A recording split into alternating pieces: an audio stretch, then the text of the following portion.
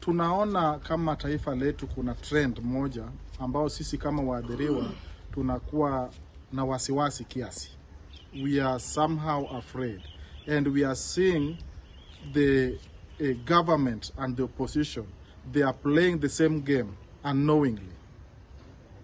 Kuna hii trend ya watu kuwa abducted na wengine wanauliwa, sana sana vijana, kutoka kwa serikali. And we are seeing opposition wakiwa wanaongea, na ile kuongea kwao ni kama ni mambo ya vita ambao wanajaribu kuipanga ama wanajaribu kuizungumzia. Na tunaona serikali kuna mahali wanachangia, opposition kuna mahali wanachangia. Na hizi zote impact inakuja kwa mwananchi. Tunauliza serikali wakaweze kuangalia kitu vizuri.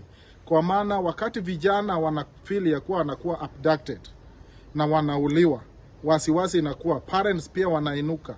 Opposition badala ya kuongea wanaongea moto na kuongeza. We are seeing kama kuna drum of war ambao inaletwa karibu.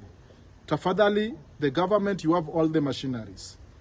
You know what you are supposed. Na pia natuma hii ujumbe kwa taifa, kwa maeneo ya Afrika Mashariki na hata Kusini, ya kuwa tukaweze kukaa na amani, kwa maana tukiwa na amani uchumi yetu itakuwa inakuwa.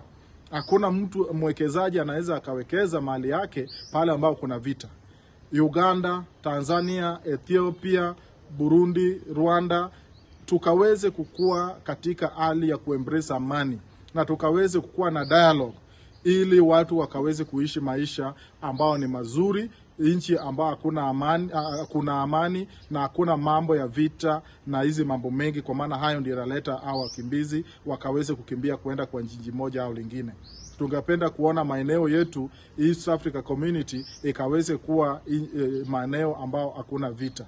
Rais wetu mpendwa, rais wetu Ruto, tunajua juhudi ambao sofa unaweka, lakini weka juhudi nje ya nchi kuleta amani, na ndani ya nchi leta amani hata zaidi. Na wale watu ambao wanaelewa mambo ya amani na hao waadhiriwa ambao tuko na wao, tumia hawa kuhubiri amani, na tuko tayari ili tukaweze kushikana mikono tuhubiri amani kila mahali Kenya hii, ili Kenya ikaweze kusimama tukiwa na amani. Na sisi tuko tayari hata wakati huu kuanza kufanya hiyo kazi tukishirikiana na serikali yako.